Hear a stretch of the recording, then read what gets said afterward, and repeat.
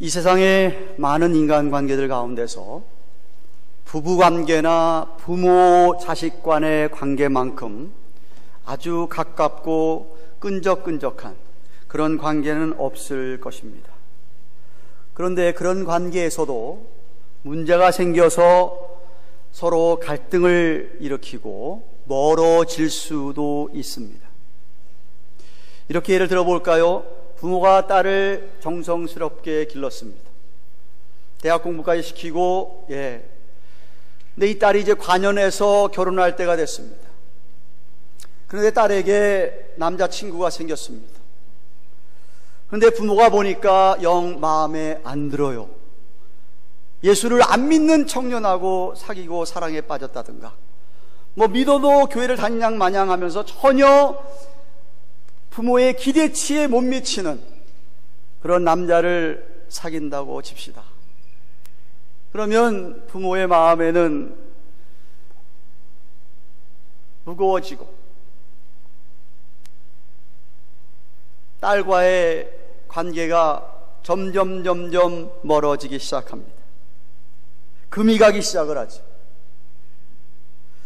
딸은 또 딸대로 부모가 싫어하는 줄 알고 속여가면서 그 남자를 만납니다.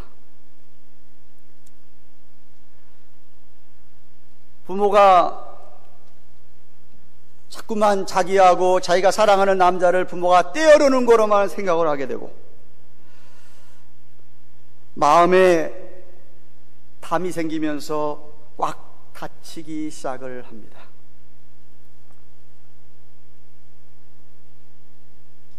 어떻게 하면 그것을 해결할 수 있을까요? 부부관계도 마찬가지입니다. 부부가 살아가면서 늘 좋은 일만 있을 수는 없습니다. 갈등이 생길 수가 있습니다. 갈등이 해결되지 아니하고 점점 시간이 흐르면 서로 불신해지기 시작을 하고 불신의 벽이 깊어져 갑니다.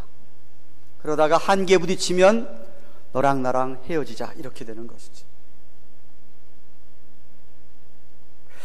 우리 이 세상을 살아가면서 다른 사람들과의 관계를 맺고 살아갈 때에 그 관계를 정말 잘 유지하려면 가장 중요한 것이 의사소통입니다. 커뮤니케이션입니다. 근데 문제가 뭐냐 하면 의사소통하는 방법이 자기 방식대로 자기가 해오던 식으로만 하려고 하기 때문에 의사소통이 잘 안 돼서 상대방에게 오해를 사게 하거나 의혹을 남기게 됩니다. 그리고 그런 식으로 계속해서 나아가게 되면 결국 서로를 불신하게 되고 관계가 깨어지게 됩니다. 여태까지 살펴본 고린도 전서부터 여태까지 우리가 강해 설교를 제가 해오면서 여러분이 느낀 것이 있을 겁니다.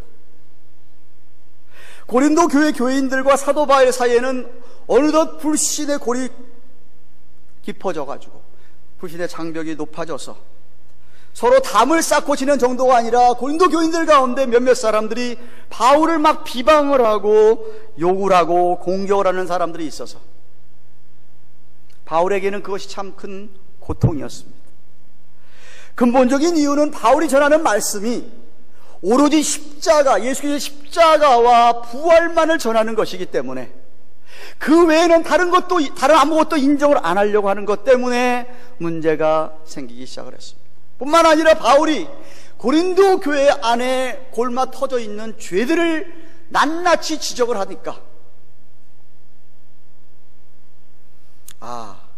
이 바울은 우리들의 신앙을 전혀 인정하지 않는구나. 우리를 믿지 못하나 보다. 사랑이 없네 하는 것처럼 생각을 했습니다. 사실 그동안 바울은 고린도 교회가 안고 있는 많은 문제들을 하나씩 지적을 했습니다. 파당이 있는 거 지적했습니다. 왜 니네 교회가 누구 편이다 해가지고 교회를 갈라놓느냐? 있을 수 없지 않느냐?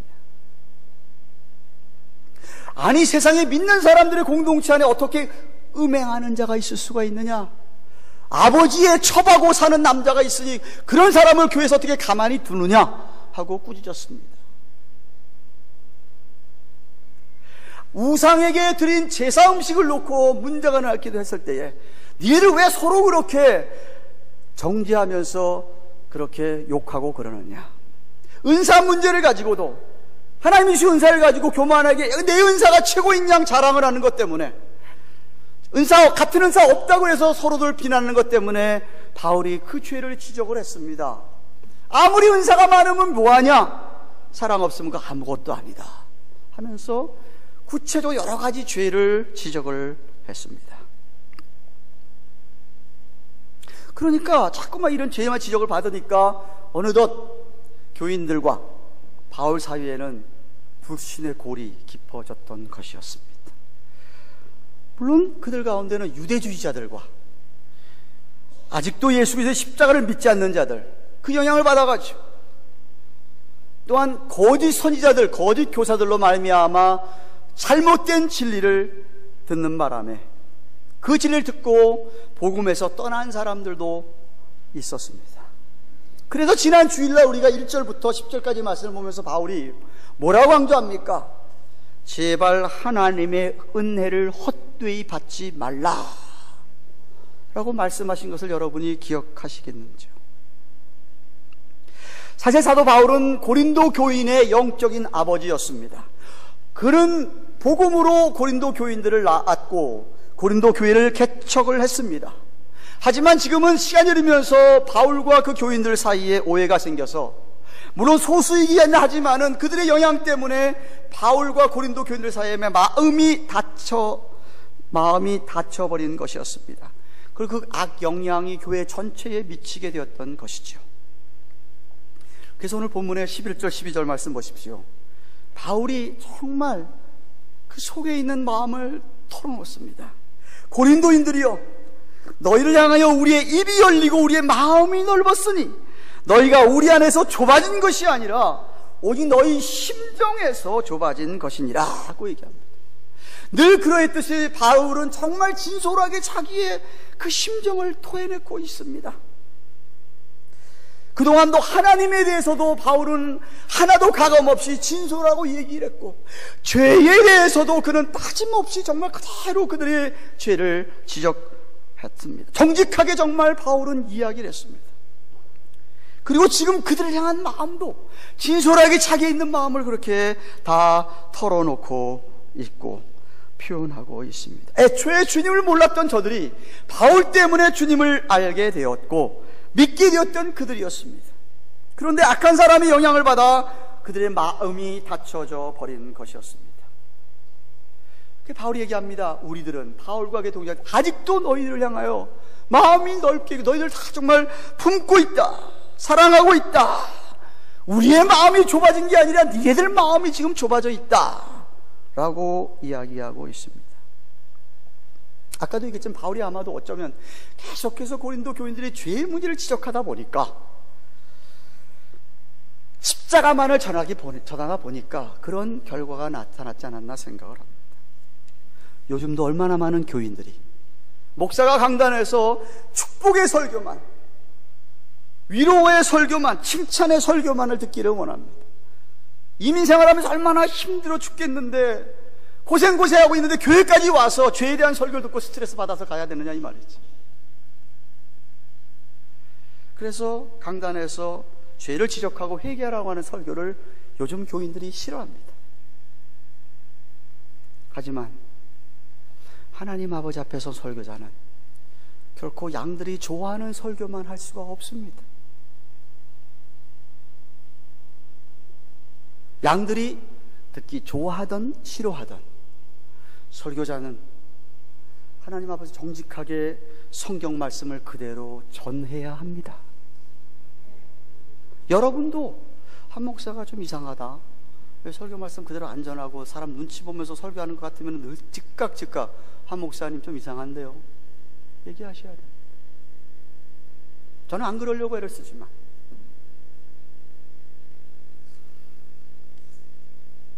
왜 설교자가 하나님의 말씀만 전해야 됩니까? 왜 죄는 죄라고 이야기를 해야 됩니까?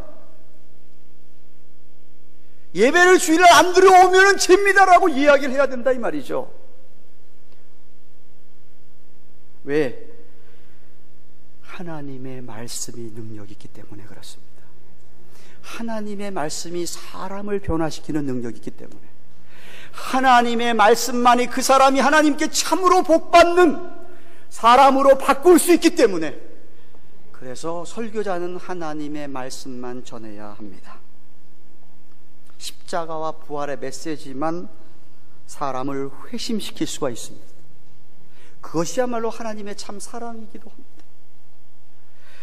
정말 성령께서 깨닫게 해주시기를 바랄 뿐입니다. 여러분, 아까 제가 서두에 얘기했듯이 부모와 자식 간의 갈등이 생겼을 때, 부부 간의 갈등이 생기고 문제가 생겼을 때도 마찬가지입니다. 만약 상대방의 마음만 알아줄 수 있다면, 상대방의 마음만 좀 깨달을 수 있다면, 진심을 알 수 있다고 한다면 둘 사이의 관계가 회복이 되고 좋게 유지가 될 수가 있습니다. 마음을 몰라주기 때문에 오해가 생기게 되고, 진심을 모르기 때문에 곡해하고 갈등이 생기는 것이지요. 마찬가지로 저와 여러분이 하나님의 마음을 깨닫기만 한다면, 사람이 하나님의 마음을 헤아리기만 한다면 그 사람은 변하게 되어 있습니다. 그래서 바울은 자신과 그들과의 관계가 회복이 되려면 좀 자신의 마음을 그들이 알아주기를 바랬던 것입니다.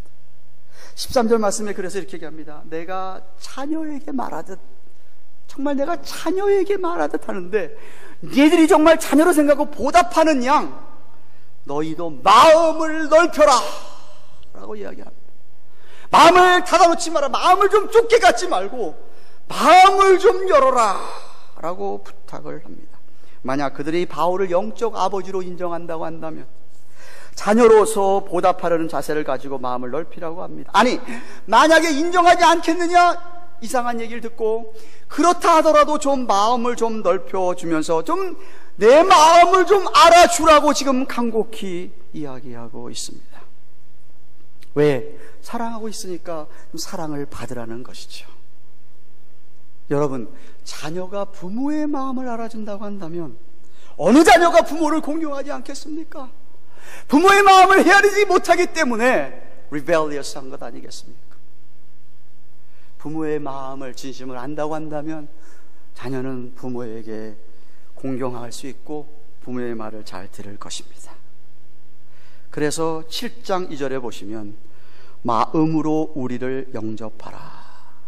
우리는 아무에게도 불의를 하지 않고, 아무에게도 해롭게 하지 않고, 아무에게도 속여 빼앗을 일이 없노라 라고 해야 합니다.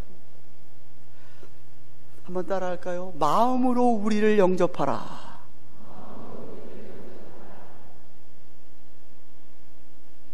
마음을 닫아놓지 말고 열고 마음으로 우리를 좀 받아들여라. 만약 그들이 오해를 풀고 바울의 진심을 알아준다고 한다면 마음으로 바울을 받아들일 것입니다. 그런데 그동안 거짓 선자들의 영향을 받아서 바울의 지금 인격 자체를 의심하는 거예요. 바울이 불을 행했다는 거야. 바울이 우리를 해롭게 하고 바울이 속이고 있다는 거예요. 바울이 지금 거기에 대해 반문하는 겁니다. 나는 아무에게도 불의를 행한 적이 없다. 나는 아무에게도 해를 끼친 적이 없고, 난 정말 아무에게도 속여서 못 빼앗은 일이 없다 라고 이야기하고 있습니다. 다만 죄에 대하여서 지적을 하고 십자가를 강조했는데, 그것은 너희들이 싫어서 한 것도 아니고 미워해서 한 것도 아니고 해를 주려고 한 것도 아니고 무시해서 한 것도 아니라는 말입니다. 정말 너희들의 영혼을 사랑해서 내가 말했다. 하나님을 사랑하기 때문에 내가 그 이야기를 할 수밖에 없었다라는 것입니다.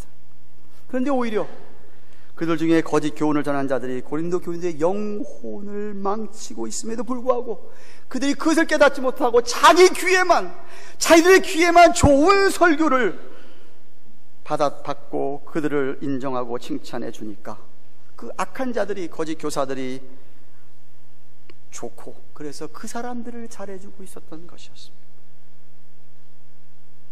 사람들은요, 간사해가지고 자기를 알아주고 칭찬해주는 사람이 있으면 어떤 희생도 아깝지 않다고 생각을 하고 그런 사람에게 마음을 엽니다. 그래서 아첨하는 사람들, 아부하는 사람들이 대접을 받지요. 구약의 선지자들이 외친 게 뭡니까? 이 거짓 선지자들이 이스라엘 백성들의 귀에 달콤한 이야기를 하니까 그들 말만 듣는 거예요. 그들 말을 들으면서 가면은 그거는 사망의 길인데도 불구하고.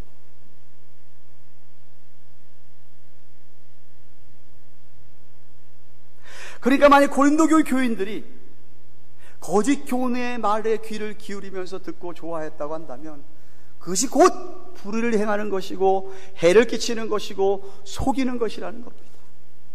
그것이 바로 사탄에게, 마귀에게 속고 있는 것이라는 이야기예요. 바울이 3절에서 계속 이렇게 합니다. 내가 정죄하려고 이 말을 하는 것이 아니라 이전에 말하였거니와 너희로 우리 마음에 있어 함께 죽고 함께 살고자 함이라 라고 합니다. 무슨 말하고 있습니까? 바울이 죄에 대해서 그동안 그들에게 지적한 것은 그들을 정죄하고 심판하기 위해서 한 것이 아니라는 것이죠. 아니, 바울이 무슨 자격이 있어서 하나님도 아닌데 그들을 정죄하고 심판을 하겠습니까? 그것이 아니라는 거예요. 다만 인간들 속에는 죄성이라는 게 있기 때문에 정말 그들이 그 죄를 해결해야 되는데 한번 잠깐 뒤의 은혜를 맛보고 얼마든지 진리를 떠나서 그렇게 악한 행동을 할 수 있고 악한 말을 할 수 있기 때문에 주의하라는 것이었어요. 죄가 있다고 지적을 받았으면 그 죄에 대하여 회개를 해야 되지 않느냐는 이야기죠. 히브리서 6장 4절에서 6절 이렇게 말씀 써 있습니다.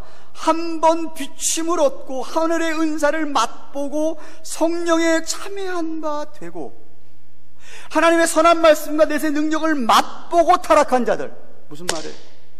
진짜로 예수 믿은 사람들 얘기하는 게 아니에요. 진짜 예수 믿은 사람들은 그렇게 타락할 수가 없습니다. 근데 엉겹결에 이렇게 묻혀왔다가 어떤 말씀 들으니까 좋더라 이거지. 은혜의 빛을 한번 받았어. 진짜 믿은 게 아니기 때문에 금방 타락해버리는 거예요. 그런 사람들은 어떤 사람들이냐? 다시 새롭게 회개할 수 없나니 이는 자기가 하나님의 아들 다시 십자가에 못 박아 현저히 욕을 보임이라고 했습니다. 그러니까 너희들이 정말 타락해서 지옥에 가지 말고 함께 나와 같이 천국에 가자는 말입니다. 속히 회심을 하고 자신과 같이 됐으면 좋겠다라는 것입니다. 마치 이스라엘 백성들이 왜 실패를 했습니까? 왜 유대인들이 예수님을 십자가에 못 박을 수밖에 없었습니까? 그들은 아브라함의 믿음을 그 후대들에게 제대로 전수하지 못했습니다. 제대로 가르치지를 못했습니다.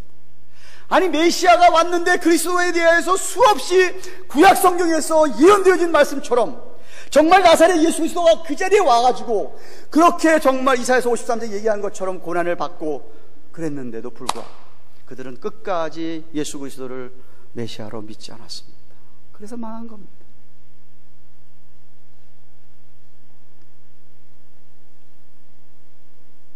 내가 그냥 아브라함의 후손으로 태어났다 그래가지고 내가 유대인이라고 해서 저절로 하나님의 백성이 아니라는 이야기를 하고 있는 겁니다. 한 사람 한 사람이 개인적으로 예수 그리스도를 구세주로 받아들이지 않으면, 주님이 모시지 않으면 그 사람은 아니라는 거예요. 오늘날도 마찬가지입니다. 오늘 교회도 마찬가지예요. 교회에 출석한다 그래서 자동적으로 하나님 백성 되는 것 아닙니다. 여러분의 부모가 뭐 예수 잘 믿는 사람이라서 아들이 저절로 천국 가는 것 아니에요. 혹은 여러분 교회 안에서도 회심하지 않고 정말 진짜 예수를 믿지 않고도 얼마든지 교회도 나오고 교인도 되고 뭐 집사도 되고 장로도 되고 권사도 되고 심지어 목사도 될 수가 있습니다. 목사도 예수 제대로 안 믿는 목사 있어요.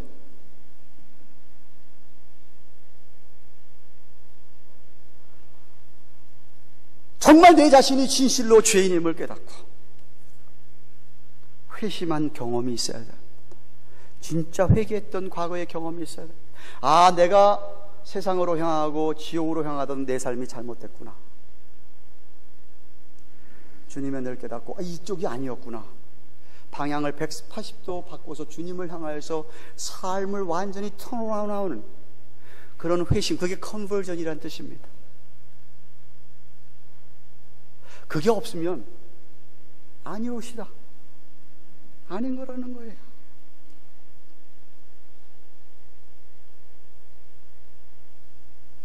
예수 그리스도의 십자가, 그 십자가의 의미를 정말로 깨달은 사람이라고 한다면 하나님 아버지의 사랑이 얼마나 큰가를 그 마음을 헤아린 사람이라고 한다면 정말 나 때문에, 나 한 사람 때문에, 나 때문에 주님이 이렇게 죽을 수밖에 없었고, 그러나 하나님이 전능하셔서 성경이 예언된 대로 메시아가 그냥 죽을 수 없었기 때문에 사흘 만에 부활하셨고, 승천하셔서 오늘도 살아계신 그 주님, 그 주님을 믿고 그 부활을 소망하는 사람만이 참된 하나님의 나라의 백성이요 하나님의 자녀인 것입니다. 이렇게 진심으로 회심해서 변화를 받은 사람들이 한 사람 한 사람 늘어가는 것이, 그것이 교회의 자랑입니다. 그것이 교회가 왜 존재하는지 미닝이라니. 바울은 정말 그 교인들을 그렇게, 고린도 교인들을 사랑했기 때문에 그들과 완전히 나는 너희와 하나가 됐다 하면서 그 교인들을 향한 온전한 헌신을 이렇게 표현합니다. 너희로 우리 마음에 있어서 함께 죽고 함께 살고자 함이라. 진정한 아버지의 마음, 어머니의 마음이 아니겠습니까? 마치 루시 어머니, 시어머니 나오미를 쫓아서 나오면서 나오미에게 이렇게 얘기합니다. 나로 어머니를 떠나며 어머니를 따르지 말고 돌아가라고 강권하지 마옵소서. 어머니 가는 곳에 나도 가고, 어머니 유숙하는 곳에 나도 유숙하겠나이다. 어머니의 백성이 나의 백성이 되고, 어머니의 하나님이 나의 하나님이 되시리니 어머님께서 죽으시는 곳에 나도 죽고 거기 장사될 것이라. 만일 내가 죽는 일 위해 어머니를 떠나면 여호와께서 내게 벌을 내리시고 더 내리시기를 원하나이다. 바울은 지금 이 정도로 헌신이 되어 있는 거예요. 아니, 바울이 그 교인들이 이렇게 헌신되어 있다고 얘기를 하는데, 내가 너희와 함께 죽고 함께 살고자 하는 헌신되어 있다 하는데, 이 마음을 읽는다고 한다면 그들도 마음을 열어야지 않겠습니까?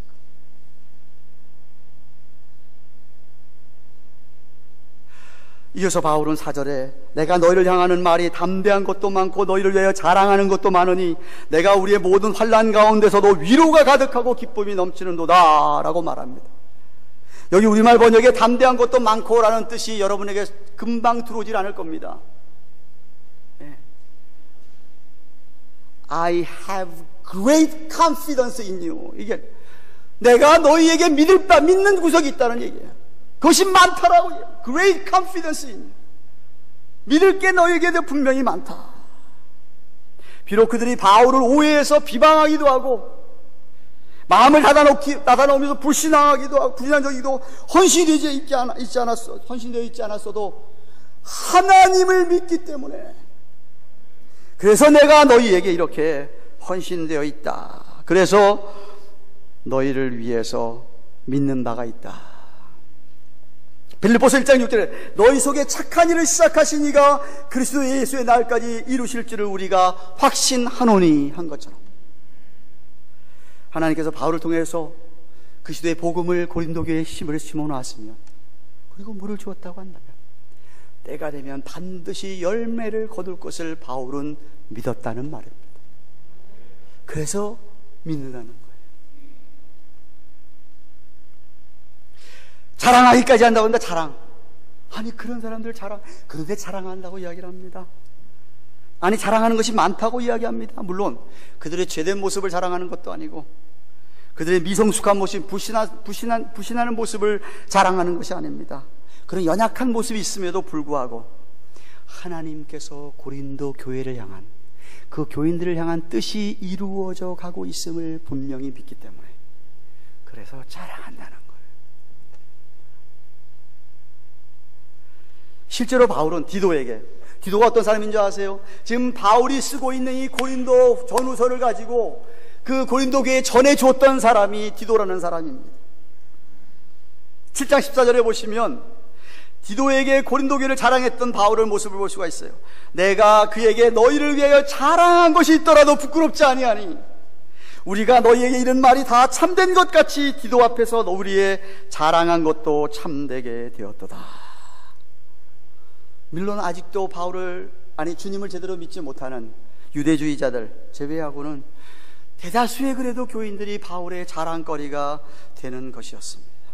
아니, 나중에는요, 주위의 다른 교회들에게 고린도 교회를 자랑했는데, 자신이 그들을 자랑한 것처럼 좀 증거를 보이고 살라고 8장 24절에 이야기합니다. 그러므로 너희는 여러 교회 앞에서 너희의 사랑과 너희를 대한 우리의 자랑의 증거를 저희에게 보여라 라고 하였습니다.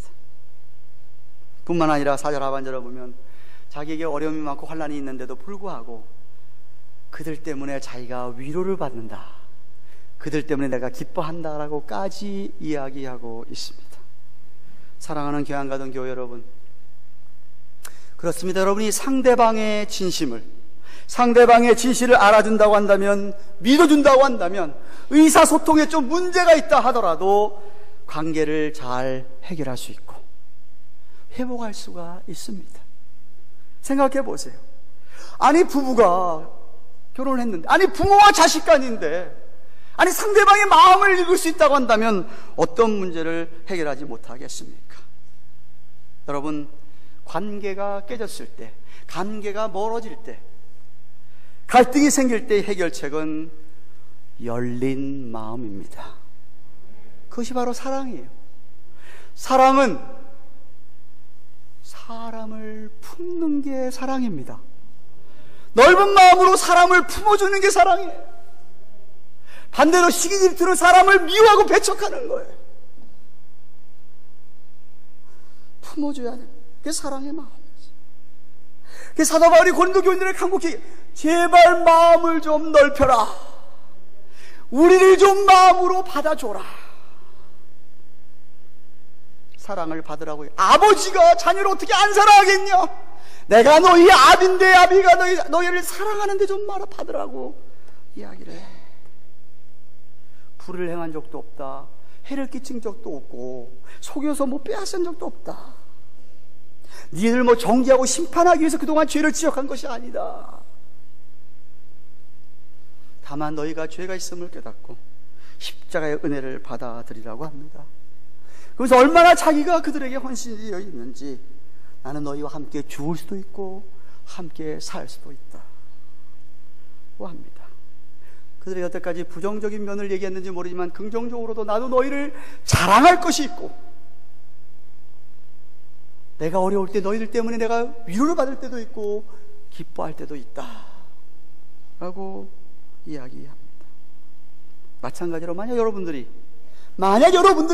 하나님의 마음을 좀 읽을 수 있다면, 하나님의 진심을 조금이라도 헤아릴 수 있다고 한다면 여러분 안에는 놀라운 일이 일어날 것입니다.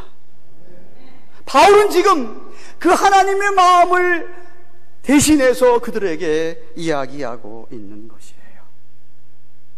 그냥 교회만 다닌다고, 직분 받았다고 해서 모두 다 하나님의 자녀가 자동적으로 되는 것은 아니다.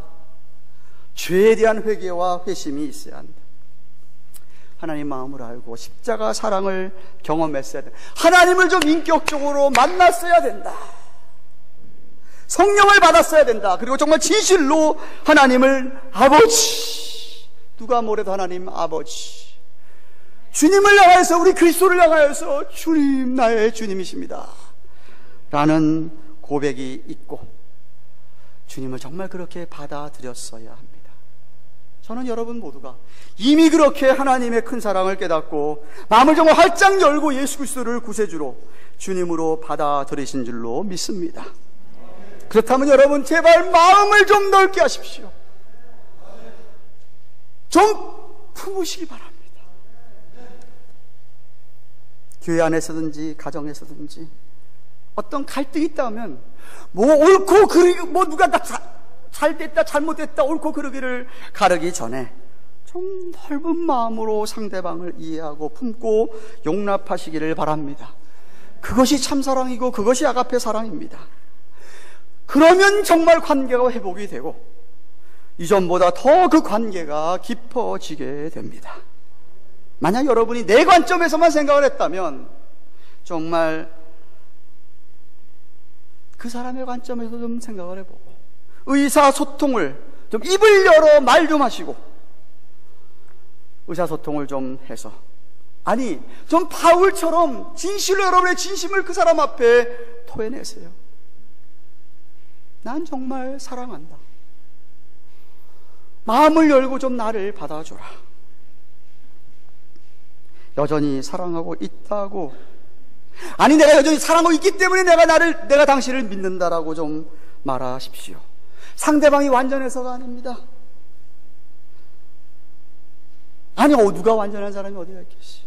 상대방이 내 마음에 들어서가 아닙니다. 우리 마음에 완전히 드는 사람이 세상에 어느 누가 있겠습니까? 우리는 다 부족합니다. 다 부족한 사람들이니까 제발 마음을 좀 넓게 여시고 상대방을 좀 받아주십시오. 우리 하나님처럼, 우리 하나님은 다 받지 않습니까? 우리 하나님은 다 받지 않습니까? 이 모습 이대로를 받으시는 분이 하나님이 아니십니까? 아니, 하나님이 우리를 이 모습 이대로 받아줬는데 왜 다른 사람을 우리가 그 사람 그 모습 그대로를 못 받아주느냐는 말입니까?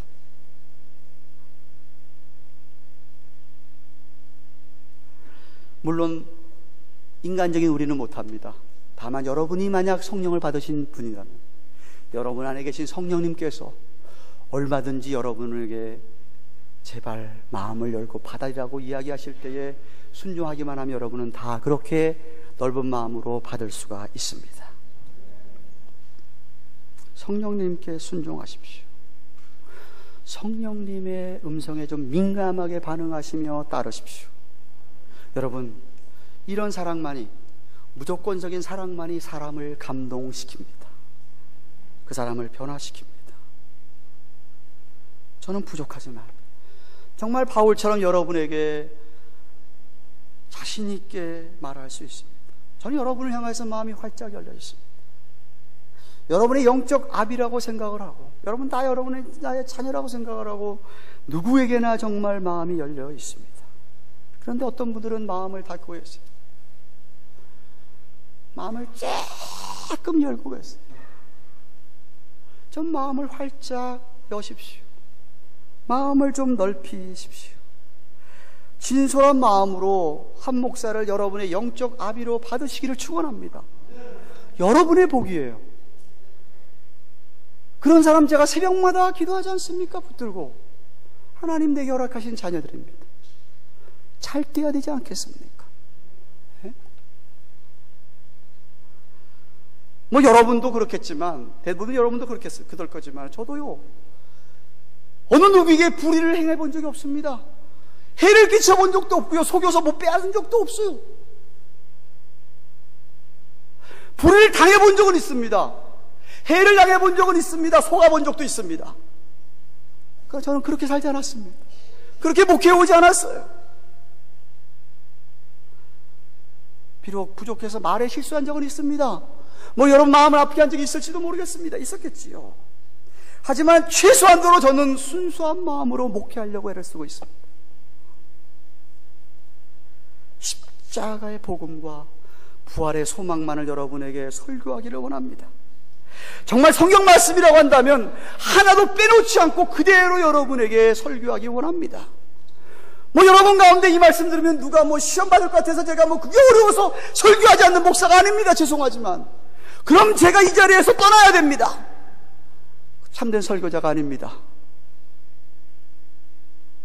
설교하려니까 하는 거예요.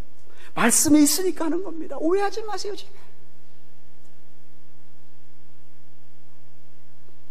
성경이 죄라고 하면 죄인 것이에요. 그래, 죄라고 설교하는 겁니다. 성경이 회개해야 된다면 회개하셔야 됩니다. 성경이 죄인을 사랑하고 위로하고 격려하라고 하면 그대로 또 전하기 원합니다. 물론 앞으로도 두렵고 떨린 마음으로 여러분의 목사로서 부끄러움이 없는 삶을 살려고 최선을 다할 겁니다. 기도해 주십시오.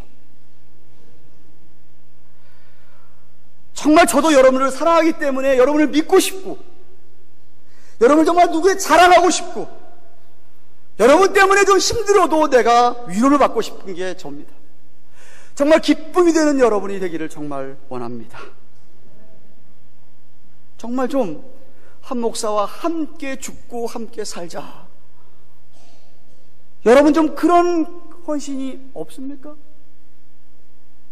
물론 이민교회 그런 분 찾기가 어렵습니다. 요만한 일만 상처 있으면 그냥 언제 받냐 싶듯이 나가더라고요. 그동안 그렇게 사랑을 보여줬어도요, 아무 소용이 없어요. 어째 그런지 모르겠어요. 저희 장모님이요, 80세 되시는 이민 목회 3호로 20년을 일하셨습니다. 사모님이 우리 장모님이 어디서 일하셨냐? 피자헛에서 일을 하셨어요. 피자헛에서 은퇴하셨는데요. 그러니까 장모님이 이민 목회하면서 피자헛에서 이제 3시에 끝날 때 그 사람들 만들어 놓은 거 버리는 게 있거든요. 그러니까 그 피자를 버리는 거 아까워가지고 자기 차에 다 실어가지고요, 교인들 갖다 먹이는 거야.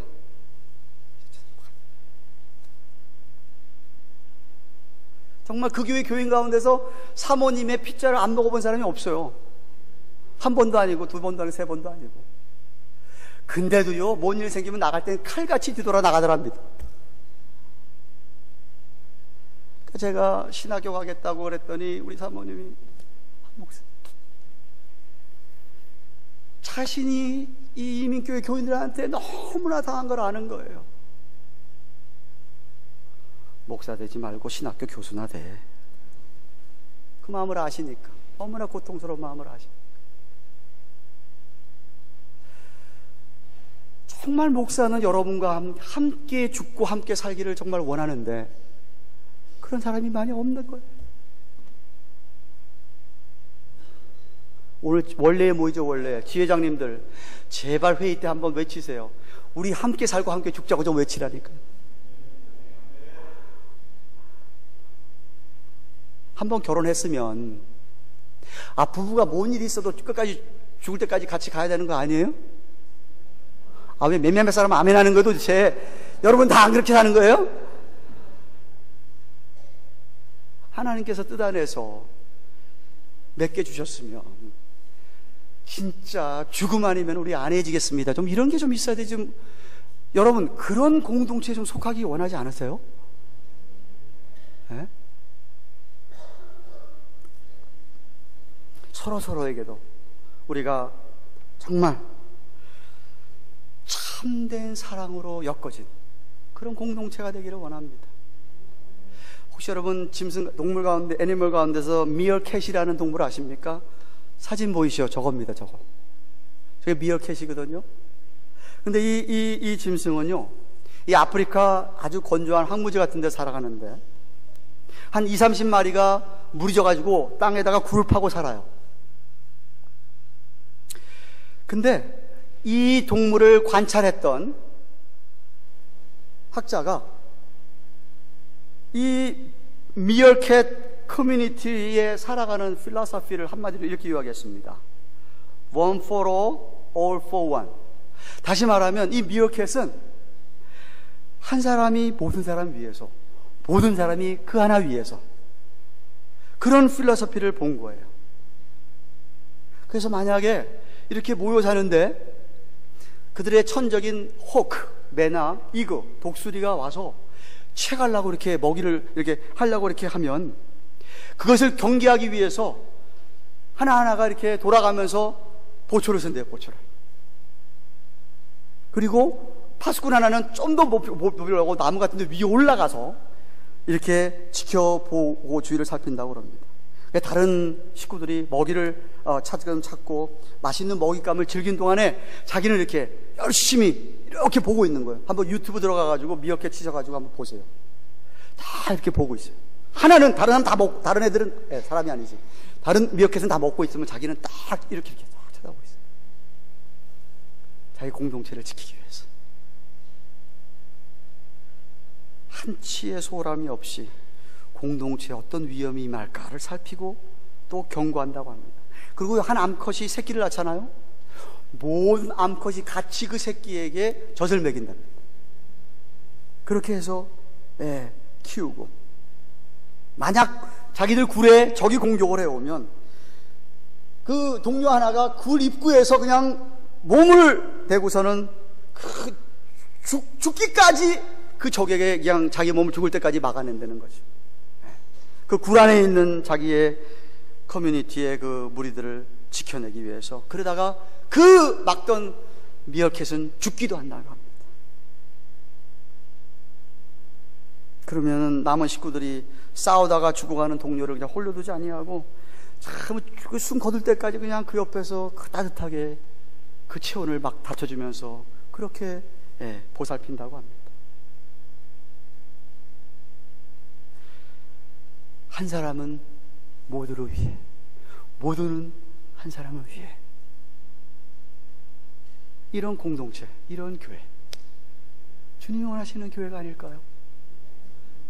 그런 교회를 좀 가보고 싶다고 하지 않겠어요? 그런 사랑을 받고 싶은 사람이 얼마나 많겠습니까? 그러려면 여러분은 마음을 좀 넓히세요. 마음을 좁아져가지고, 이거 별거 아닌 것 같은데도 그냥 괜히 마음 상하는 분은 계세요. 저와 여러분 모두가 정말 마음을 넓게 엮고 서로 뜨겁게 사랑해서 하나님 우리 교회를 향한 사명을 잘 감당하여서 정말 이 지역사회에 우리 교회 한 모델 교회가 되기를 주님의 이름으로 축원합니다. 한번 외칩시다. 함께 죽고 함께 살자. 정말이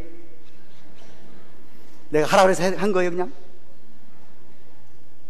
원래 때도 한번 외치시고 오늘 우리 표를 함께 살고 함께 죽자. 우리 주신 말씀 생각하며 기도하십시다. 여러분